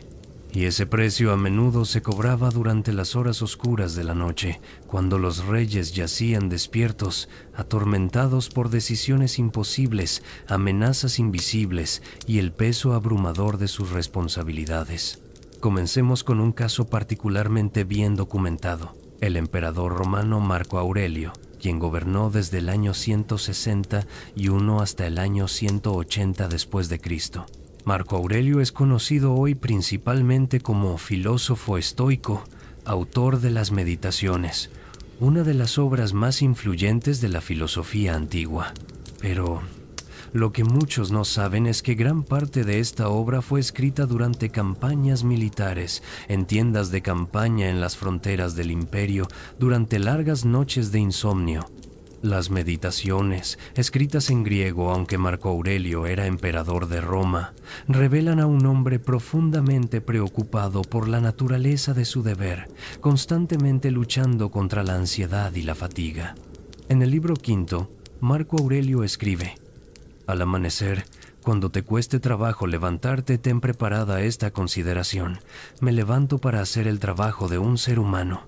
Esta no es la reflexión de alguien que duerme bien. En varios pasajes, Marco Aurelio menciona la dificultad de dormir. Reflexiona sobre los sueños como meras ilusiones, como productos de una mente perturbada, aconsejándose a sí mismo no prestarles demasiada atención. Esto contrasta marcadamente con la cultura romana tradicional, que valoraba los sueños proféticos. Pero para Marco Aurelio, el estoico, los sueños eran simplemente otra fuente de perturbación que debía ser superada mediante la razón. Casio Dión, historiador que escribió en el siglo III después de Cristo, pero que consultó fuentes contemporáneas de Marco Aurelio, menciona que el emperador sufría de úlceras estomacales y otros problemas de salud que probablemente interferían con su sueño. También menciona que Marco Aurelio tomaba regularmente una dosis de Deriac, un compuesto medicinal complejo que contenía opio entre otros ingredientes, para manejar el dolor y presumiblemente para ayudarse a dormir. El uso de opiáceos como ayudas para dormir era común entre la élite romana. Galeno, el famoso médico que sirvió brevemente a Marco Aurelio, escribió extensamente sobre remedios para el insomnio en sus tratados médicos. Recomendaba diversas hierbas: valeriana, lechuga silvestre, semillas de amapola. Para casos severos, prescribía preparaciones que contenían opio, pero el opio, aunque efectivo, creaba dependencia. Galeno mismo advirtió sobre esto en sus escritos, mencionando casos de pacientes aristocráticos que se volvían adictos a las pociones para dormir. Algunos historiadores modernos especulan que Marco Aurelio mismo pudo haber desarrollado cierto grado de dependencia al Teriac, tomándolo no solo para el dolor, sino también para poder funcionar día tras día bajo el estrés abrumador de gobernar un imperio en crisis. Viajemos ahora atrás en el tiempo y hacia el este, a Persia nuevamente, pero esta vez al último gran rey del imperio sasánida, Cosroes II, quien gobernó desde el año 590 hasta el año 628 después de Cristo. Las crónicas árabes y bizantinas del periodo, especialmente la crónica de Teófanes el Confesor, escrita en el siglo IX después de Cristo pero basada en fuentes más antiguas, pintan a Cosroes como un rey atormentado durante los últimos años de su reinado. Había alcanzado el pináculo del poder, conquistando Jerusalén, Egipto y gran parte de Anatolia, llevando el imperio sasánida a su máxima extensión territorial. Pero el éxito fue efímero. El emperador bizantino Heraclio lanzó una contraofensiva devastadora. Los ejércitos de Cosroes fueron derrotados repetidamente. Las provincias conquistadas se perdieron. Y el rey, según las crónicas, se consumía de insomnio y paranoia. Teófanes relata que Cosroes, incapaz de dormir, vagaba por su palacio de noche, desconfiando de todos, viendo conspiraciones en cada sombra. Ejecutó a numerosos nobles y generales bajo sospecha de traición. Su comportamiento errático alienó a la aristocracia persa y al ejército.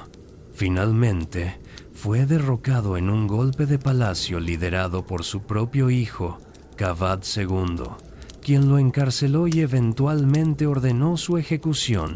¿Cuánto de este retrato de un rey insomne y paranoico es históricamente preciso?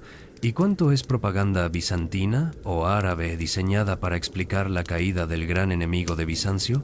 Es difícil decirlo, pero la historia de Cosroes ejemplifica un patrón recurrente. el insomnio como símbolo y síntoma de un reinado en colapso, de un rey perdiendo su agarre sobre el poder. Crucemos ahora al extremo opuesto de Eurasia, a Japón durante el período Heian, específicamente examinando el emperador retirado Go Shirakawa, quien dominó la política japonesa durante la segunda mitad del siglo XII después de Cristo. Go Shirakawa abdicó formalmente el trono en el año 1158, pero continuó ejerciendo poder real durante décadas como emperador retirado, una práctica conocida como Insei. Los diarios de cortesanos del periodo, especialmente el Hyakurencho, una crónica histórica compilada en el siglo XIII, mencionan que Go Shirakawa sufría frecuentemente de lo que describían como enfermedad nocturna, probablemente alguna forma de insomnio crónico. Para combatir esto, Go Shirakawa se volvió profundamente devoto de las prácticas budistas, particularmente del canto de sutras y la meditación nocturna. Transformó su insomnio en práctica espiritual, pasando noches enteras en vigilia meditativa en lugar de luchar inútilmente por dormir. Esta adaptación del insomnio real en práctica religiosa es fascinante. En la tradición budista, la vigilancia nocturna se consideraba meritoria, una oportunidad para cultivar conciencia y desapego. Go Shirakawa, al enmarcar su insomnio como práctica espiritual en lugar de como aflicción, transformaba una debilidad en una virtud. Viajemos ahora a la Europa medieval, específicamente Inglaterra durante el reinado del rey Enrique IV, quien gobernó desde el año 1399 hasta 1413. Enrique había tomado el trono mediante la deposición y probable asesinato de su primo, el rey Ricardo II. Este acto de usurpación, aunque apoyado por importantes segmentos de la nobleza, pesaba terriblemente sobre su conciencia. Las crónicas del periodo, especialmente la de Adam of Usk, contemporáneo de Enrique, mencionan que el rey sufría de insomnio terrible y enfermedades de la piel que los médicos no podían curar. Shakespeare, en su obra histórica Enrique IV parte segunda, escrita a principios del siglo XVII pero basada en crónicas históricas, inmortalizó el insomnio del rey en uno de los soliloquios más famosos de la literatura inglesa. Cuán muchos de mis súbditos más pobres están en este momento dormidos. Oh sueño, oh gentil sueño, nodriza natural, ¿por qué me asustas? ¿Por qué reposas sobre las chozas miserables en humeantes pajares y no sobre los doseles de reyes? Aunque Shakespeare escribe ficción dramática, captura algo históricamente auténtico: el insomnio como castigo psicológico de la culpa y el miedo. Enrique sabía que así como él había derrocado a Ricardo, otros podrían derrocarlo a él. De hecho, enfrentó múltiples rebeliones durante su reinado. El sueño, que debería ser el gran igualador, se volvía más difícil cuanto más alto se subía en la jerarquía del poder. Los médicos de la corte medieval tenían todo un arsenal de remedios para el insomnio real. Los textos médicos del periodo, como el Liber de Diversis Medicinis, un manuscrito inglés del siglo XV, recomiendan pociones elaboradas que contenían lechuga, adormidera, mandrágora y otras hierbas sedantes mezcladas con vino. También recomendaban baños calientes perfumados con hierbas aromáticas, música suave antes de acostarse y la lectura de textos piadosos o historias tranquilizadoras. Pero para algunos reyes, ningún remedio funcionaba. El insomnio se convertía en una condición crónica que afectaba su salud física y mental, su capacidad para gobernar y eventualmente, en algunos casos, la estabilidad de sus reinos. Saltemos ahora a Rusia, al reinado de Iván IV, conocido como Iván el Terrible, quien gobernó desde el año 1547 hasta 1584. Las crónicas rusas del periodo, especialmente las compiladas por el cronista de la corte y los relatos de visitantes extranjeros como el diplomático inglés Giles Fletcher, pintan a Iván En sus últimos años como un hombre consumido por el insomnio, la paranoia y el remordimiento. Iván había creado la Oprignina, una especie de policía secreta personal que aterrorizó a la nobleza rusa durante años. Había ordenado masacres de ciudades enteras sospechosas de deslealtad. Había asesinado a su propio hijo y heredero en un arranque de ira, y según las crónicas, pagó por todo esto con noches interminables de tormento insomne. Fletcher, en su obra de la Mancomunidad rusa, escrita en el año 1589, describe cómo Iván en sus últimos años apenas dormía, pasando las noches consultando con videntes y brujas que convocaba de todas partes de Rusia, buscando desesperadamente alivio tanto físico como espiritual. El cronista ruso relata que Iván, incapaz de dormir, hacía despertar a los monjes del Kremlin en medio de la noche para que rezaran con él. A veces participaba en servicios religiosos que duraban hasta el amanecer, buscando en la devoción frenética lo que el sueño le negaba: paz mental. La historia de Iván ilustra cómo el insomnio de los poderosos podía estar íntimamente ligado a la culpa, especialmente cuando esos poderosos habían cometido actos de violencia extrema. El sueño se volvía imposible no solo por estrés o ansiedad, sino por el peso psicológico de los crímenes cometidos. Finalmente, consideremos un caso del mundo islámico. El sultán otomano Selim I, conocido como Yavuz Selim o Selim el Severo, quien gobernó desde el año 1512 hasta 1520. Selim expandió dramáticamente el Imperio Otomano, conquistando Egipto y el Levante, derrotando a los safávidas persas. Pero según las crónicas otomanas, especialmente las de Mustafa Ali, el famoso historiador otomano del siglo XVI, Selim sufría de temperamento violento e insomnio crónico que empeoraba su volatilidad. Los relatos dicen que Selim a menudo pasaba noches enteras despierto, planeando campañas militares, leyendo correspondencia de las provincias o simplemente paseando furioso por el palacio de Topkapi. Su insomnio se volvió tan notorio que los cortesanos aprendieron a evitarlo durante ciertas horas de la noche cuando se sabía que estaba particularmente irritable.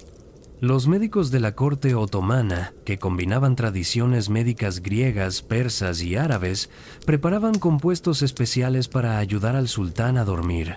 Uno de estos, según los registros del palacio preservados en los archivos otomanos, contenía extracto de adormidera, azafrán, ámbar gris y almizcle, mezclado en una base de miel. Pero el remedio más efectivo para el insomnio de Selim parece haber sido la actividad constante. En lugar de luchar contra su incapacidad para dormir, Selim la canalizaba en actividad incesante. Gobernó durante solo 8 años, pero en ese breve periodo transformó el Imperio Otomano de una potencia regional en un imperio mundial. Su insomnio, en este caso, se convirtió paradójicamente en un activo, permitiéndole trabajar más horas que cualquier consejero o secretario podría igualar. Lo que todos estos casos demuestran es una verdad incómoda sobre el poder absoluto. A menudo venía con un costo psicológico terrible: el peso de las decisiones de vida o muerte, la paranoia constante sobre conspiraciones y traiciones, la responsabilidad por el destino de millones, la culpa por actos violentos necesarios o innecesarios. Todo esto conspiraba para robar a los monarcas el descanso que sus súbditos humildes disfrutaban sin esfuerzo. El insomnio de los reyes era, en cierto sentido, el precio de la corona. Y a diferencia de los sueños proféticos que legitimaban el poder, el insomnio los socavaba, revelando la vulnerabilidad humana detrás de la máscara divina del monarca, mostrando que bajo la púrpura imperial latía un corazón humano que podía quebrarse bajo presión demasiado grande. Hemos explorado exhaustivamente cómo dormían los reyes, pero ¿qué hay de los dioses mismos? Porque en muchas tradiciones religiosas antiguas, los dioses no eran seres de actividad perpetua. También descansaban, también dormían, y sus periodos de sueño y vigilia tenían profundas implicaciones cósmicas. Esta idea puede parecer extraña desde una perspectiva monoteísta moderna, donde se concibe a Dios como omnipotente y perpetuamente consciente. Pero en las tradiciones politeístas del mundo antiguo, los dioses eran más parecidos a superhombres que a abstracciones metafísicas. Comían, bebían, amaban, luchaban y sí, dormían. Comencemos en el antiguo Egipto, con el ciclo diario de Ra, el dios Sol, quizás la concepción más elaborada del sueño divino en cualquier religión antigua.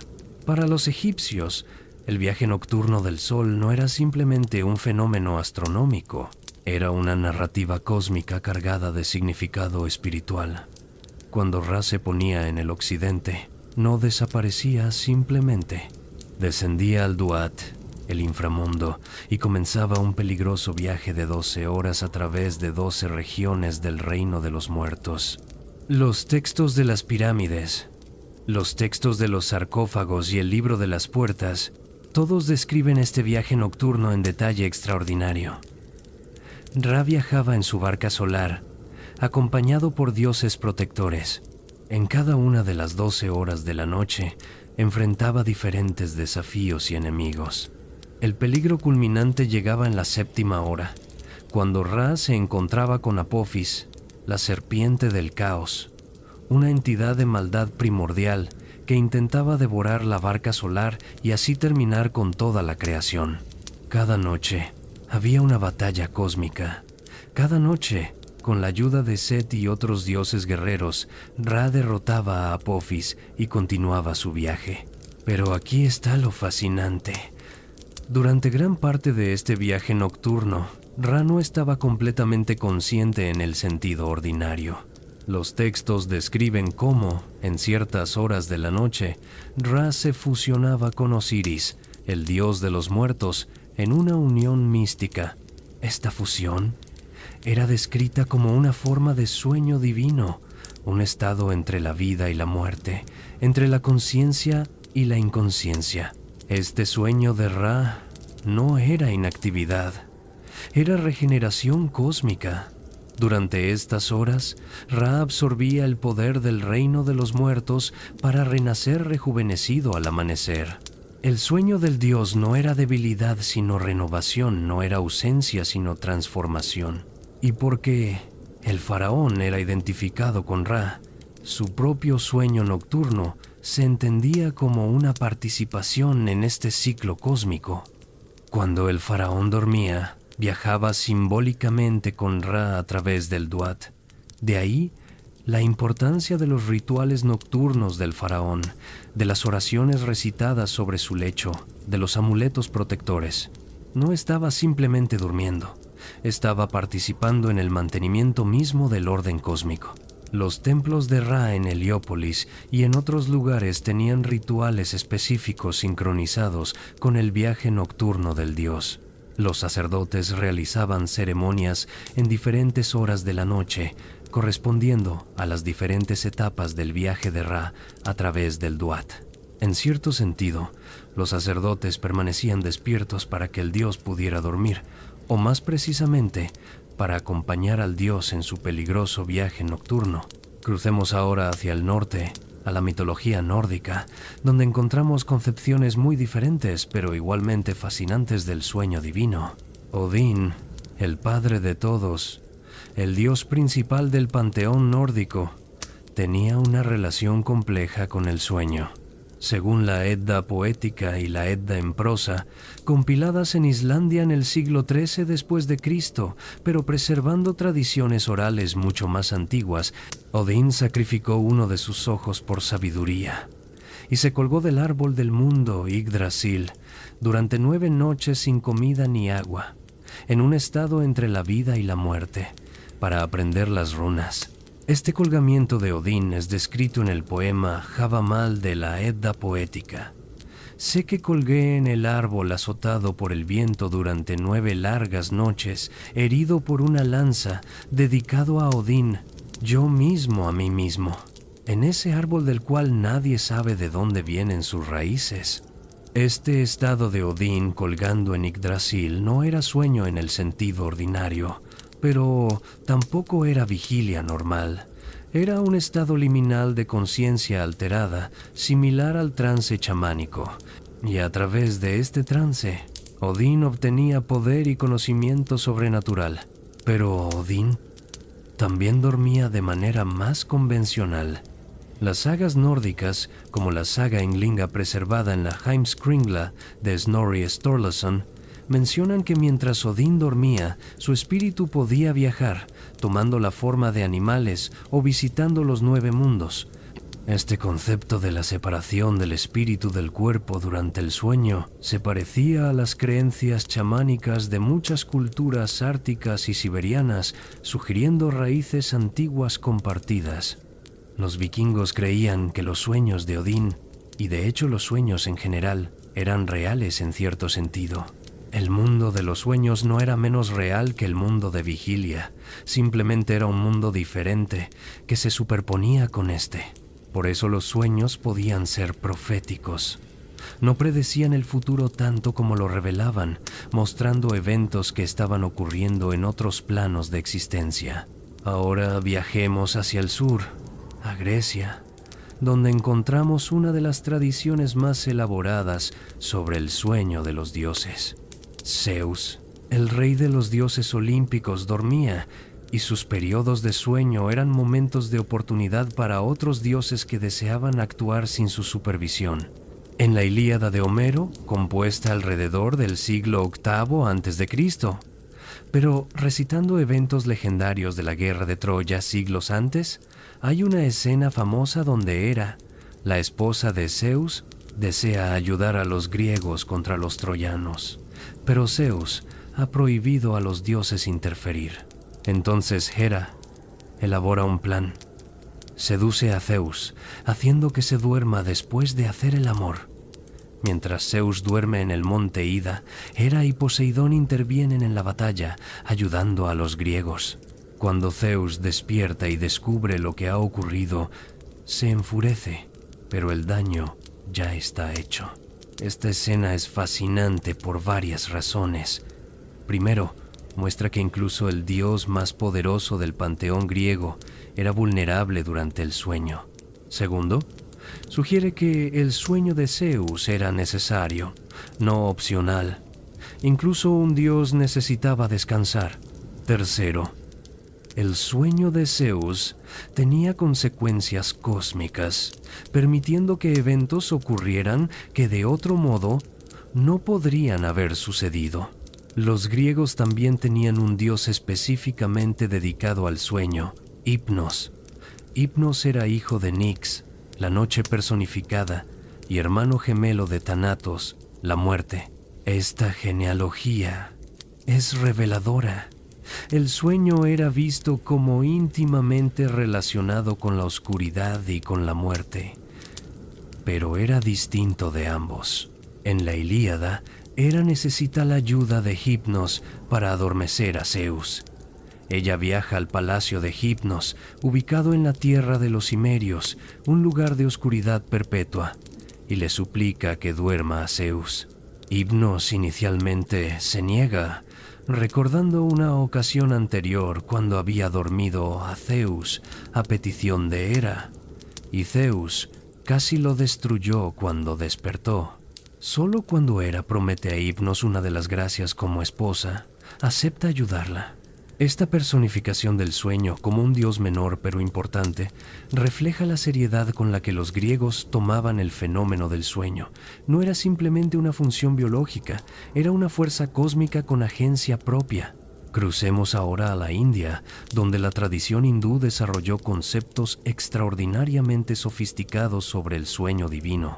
En el hinduismo, especialmente en las tradiciones vaisnavitas centradas en Vishnu, existe el concepto de Yoganidra, el sueño divino. Vishnu, el preservador, periódicamente se retira a un estado de profundo sueño cósmico, reclinándose sobre la serpiente cósmica Ananta o Shesha en el océano cósmico de leche. Pero este no es un sueño de inconsciencia, es Yoga Nidra, sueño yógico, un estado de conciencia interna donde Vishnu medita sobre el cosmos y planea el próximo ciclo de creación. El Bhagavata Purana, compilado probablemente entre los siglos VIII y X después de Cristo, describe cómo, durante este sueño cósmico, de Vishnu emerge Brahma, el creador, quien procede a crear un nuevo universo. El ciclo es así. Al final de un kalpa, un eón cósmico que dura miles de millones de años, el universo es destruido por Shiva. Entonces Vishnu se retira a Yoga Nidra. Durante este sueño divino que dura otro kalpa, Vishnu sueña el próximo universo. Cuando despierta, su sueño se manifiesta como realidad nueva. Brahma emerge y comienza la creación concreta basada en el sueño de Vishnu. Esta es una de las concepciones más profundas del sueño divino en cualquier tradición religiosa. El universo mismo es el sueño de un Dios, y cuando ese Dios despierta, el universo cesa de existir en su forma actual solo para ser soñado nuevamente en la próxima era. Las imágenes de Vishnu reclinado en la serpiente cósmica en Yoga Nidra son omnipresentes en el arte hindú. A menudo, Lakshmi, su consorte, está representada masajeando sus pies mientras él duerme. A veces, de su ombligo, emerge un loto del cual nace Brahma. La iconografía enfatiza que este sueño divino no es inactividad, sino actividad creativa de la forma más elevada. Los reyes hindúes, como el emperador Ashoka que mencionamos anteriormente, a veces practicaban yoga nidra o técnicas relacionadas, intentando imitar el sueño meditativo de Vishnu. Esto no significaba simplemente dormir, sino cultivar un estado de conciencia profunda durante el descanso, donde el cuerpo dormía pero la mente permanecía lúcida y meditativa. Finalmente, consideremos brevemente el judaísmo y el cristianismo, donde la cuestión del sueño divino es más problemática. El Dios del monoteísmo abrahámico generalmente se concibe como insomne, perpetuamente vigilante. El Salmo 121 declara: «No se adormecerá ni dormirá el que guarda a Israel». Esta afirmación enfática parece diseñada precisamente para distinguir al Dios de Israel de los dioses paganos que dormían. Sin embargo, incluso en la Biblia hebrea hay pasajes que metafóricamente representan a Dios como si estuviera dormido. El Salmo 44 clama: «Despierta, ¿por qué duermes, Señor? Despierta, no nos deseches para siempre». Este lenguaje es probablemente metafórico, una forma de protestar por la aparente inacción divina, pero usa la imagen del sueño. Y, por supuesto, en el Nuevo Testamento hay una escena famosa donde Jesús, identificado por los cristianos como Dios encarnado, duerme en un bote durante una tormenta mientras sus discípulos pánico aterrizados. Cuando lo despiertan, Jesús calma la tormenta. Este episodio plantea cuestiones teológicas fascinantes sobre la naturaleza de Cristo, completamente humano y completamente divino. Su necesidad de dormir enfatiza su humanidad, pero su capacidad para calmar la tormenta al despertar afirma su divinidad.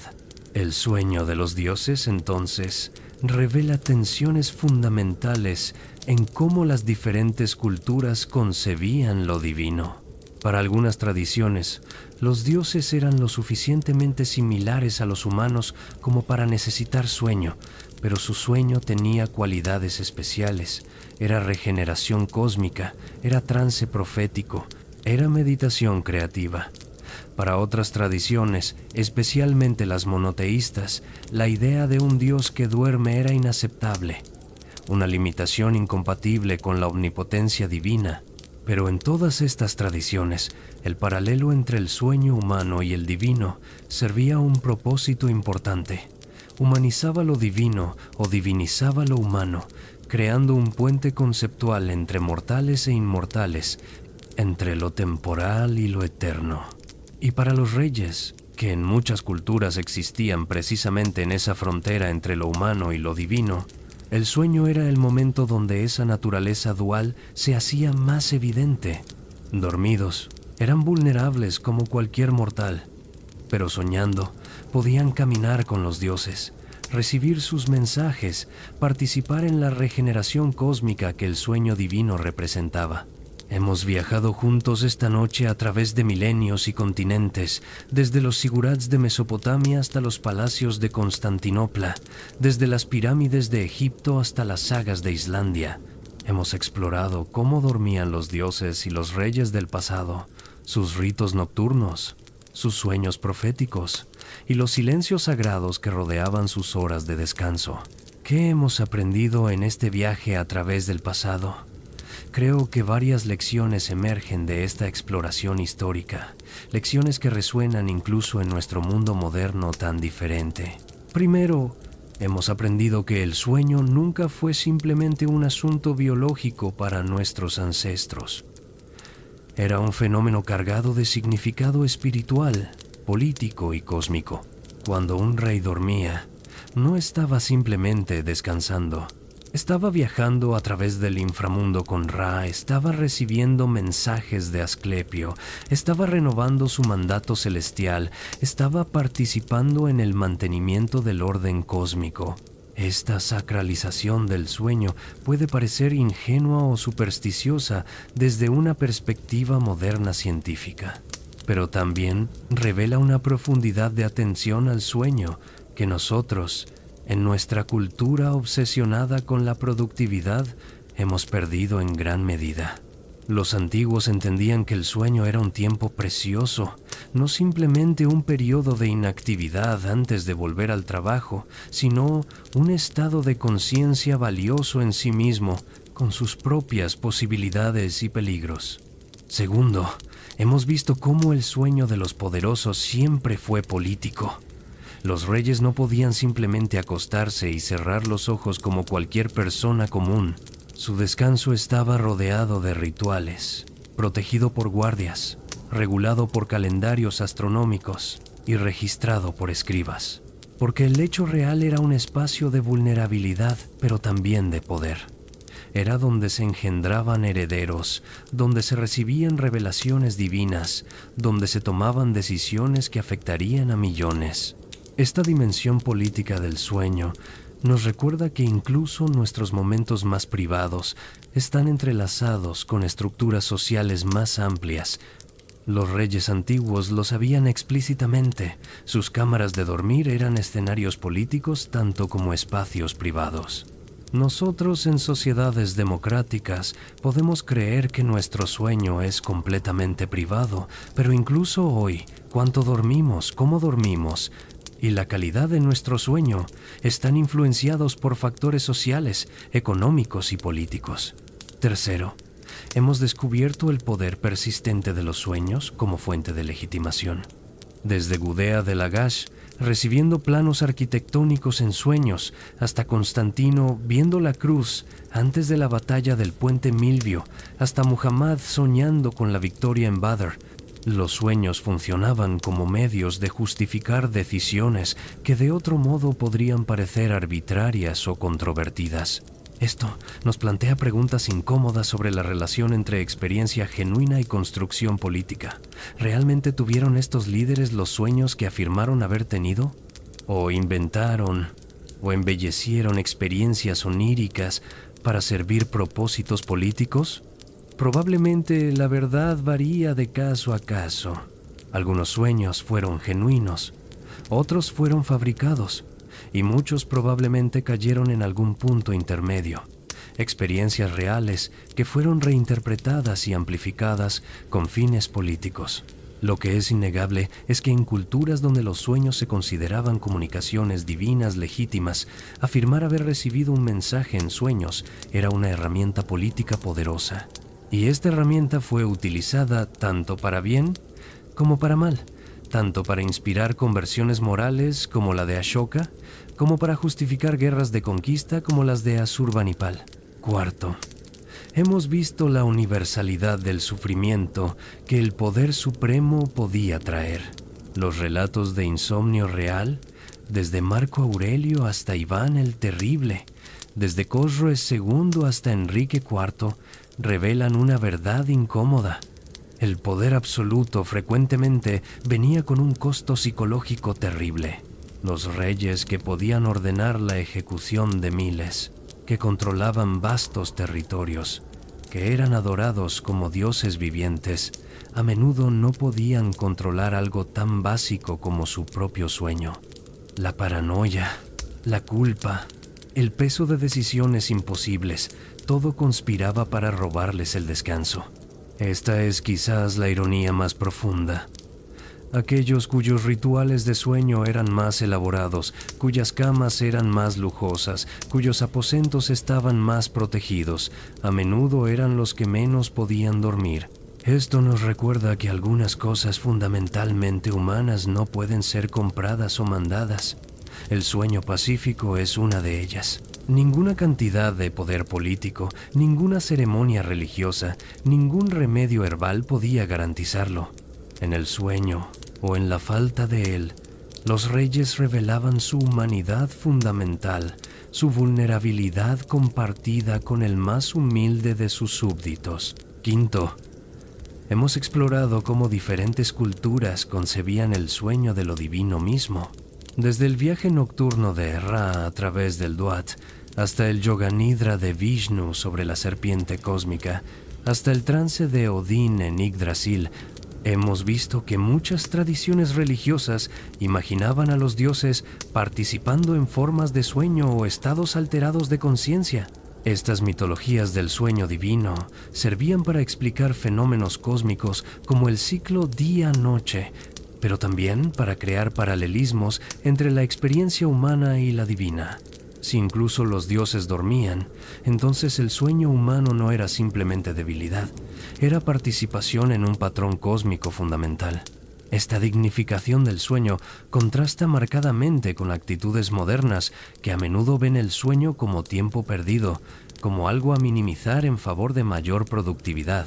Finalmente, esta exploración histórica nos invita a reflexionar sobre nuestras propias relaciones con el sueño en el mundo contemporáneo.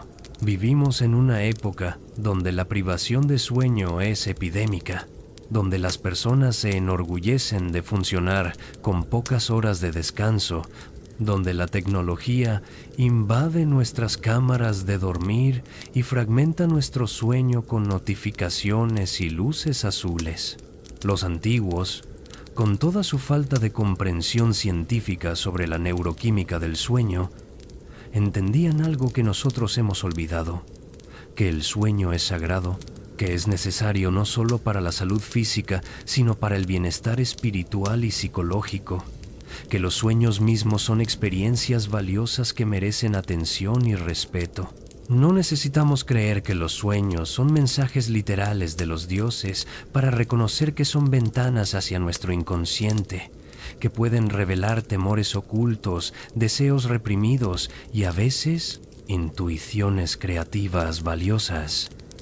La neurociencia moderna está redescubriendo lo que los antiguos sacerdotes de los templos del sueño sabían empíricamente, que el sueño es esencial para el procesamiento de memorias, para la consolidación del aprendizaje, para la salud emocional.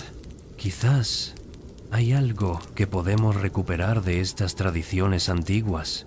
No los rituales específicos, necesariamente, aunque crear rituales personales antes de dormir, momentos de transición consciente del día a la noche, puede ser valioso, sino la actitud fundamental de respeto hacia el sueño, el reconocimiento de que estas horas nocturnas no son simplemente tiempo muerto entre periodos de actividad productiva, sino un estado de conciencia valioso en sí mismo.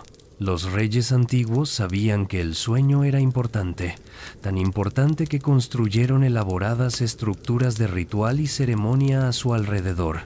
Nosotros, aunque no seamos reyes, también podemos honrar nuestro propio sueño, creando condiciones que lo favorezcan, prestando atención a nuestros sueños, reconociendo su valor. Y ahora, Mientras llegamos al final de nuestro viaje nocturno a través de la historia, me gustaría invitarlos a compartir sus pensamientos. ¿Qué otros temas históricos les gustaría explorar en futuras noches en Somnialis? ¿Hay periodos específicos de la historia que les fascinan? ¿Culturas particulares cuyos rituales y creencias les gustaría conocer más profundamente? Déjenos sus sugerencias en los comentarios. Este canal existe para ustedes, y sus ideas ayudan a guiar nuestro camino a través del pasado. Si han disfrutado de este viaje a través del tiempo, si han encontrado valor en esta exploración de cómo dormían los dioses y los reyes del pasado, los invito a suscribirse a Somnialis. Cada semana creamos nuevos contenidos diseñados para acompañarlos durante la noche. Historias que informan y fascinan mientras los ayudan a transitar suavemente hacia el sueño. Al suscribirse, se unen a una comunidad de curiosos nocturnos, de amantes de la historia que encuentran en el pasado no escapismo sino perspectiva sobre el presente. Activen la campana de notificaciones si desean ser informados cada vez que publicamos un nuevo episodio. Y si realmente han valorado este contenido, consideren compartirlo con amigos o familiares que también disfruten de la historia, de las narrativas bien investigadas, o que simplemente busquen algo tranquilo y sustancioso para escuchar antes de dormir. Recuerden que Somnialis existe porque creemos que el aprendizaje no tiene que terminar cuando el sol se pone, que la noche no es solo un vacío entre días productivos, sino un tiempo con su propio valor, su propia magia. Y que la historia, esa gran maestra, tiene lecciones que compartir incluso o especialmente en las horas de quietud. Mientras se preparan para su propio descanso esta noche, en cualquier parte del mundo donde se encuentren, los invito a reflexionar por un momento sobre su propia relación con el sueño. Quizás, inspirados por los rituales de los antiguos, puedan crear su propio pequeño ritual de transición, apagar los dispositivos electrónicos un poco antes, respirar profundamente 3 veces, agradecer por el día que ha pasado, con sus desafíos y sus alegrías, permitirse soltar las preocupaciones que no pueden resolverse en este momento. No necesitan ser reyes para honrar su descanso. No necesitan sacerdotes que reciten oraciones sobre su lecho, pero pueden ofrecerse a sí mismos el regalo del respeto por su propio sueño, el reconocimiento de que estas horas de oscuridad y quietud son tan importantes como las horas de luz y actividad. Los antiguos creían que en el sueño los humanos se acercaban a lo divino, que al cerrar los ojos al mundo visible, abrían otros ojos a realidades invisibles. Que el sueño era un umbral, un portal, un puente entre mundos. No necesitamos compartir exactamente sus creencias para apreciar la profundidad de su intuición. Que hay algo misterioso y valioso en ese momento cada día, cuando soltamos nuestro agarre sobre la conciencia ordinaria y nos permitimos derivar hacia otros estados de ser. Así que les deseo a todos, donde quiera que estén, un descanso tranquilo esta noche. Que sus sueños sean pacíficos, o si son inquietos, que al menos sean reveladores. Que duerman tan profundamente como necesiten y que despierten mañana renovados, como Ra emergiendo del Duat, como los dioses despertando de Yoganidra, listos para comenzar un nuevo día. Gracias por acompañarnos en Somnialis esta noche. Ha sido un honor compartir con ustedes esta exploración de cómo dormían los dioses y los reyes del pasado, de sus ritos, sus sueños y su silencio. Hasta la próxima vez que nos encontremos en la quietud de la noche, cuando nuevamente viajaremos juntos a través del tiempo y el espacio, guiados por el hilo dorado de la historia. Que descansen bien, queridos oyentes, que la noche los trate amablemente, y que encuentren en el sueño, como los antiguos creían, un pequeño anticipo del descanso eterno que eventualmente nos espera a todos. Buenas noches desde Somnialis. Hasta pronto.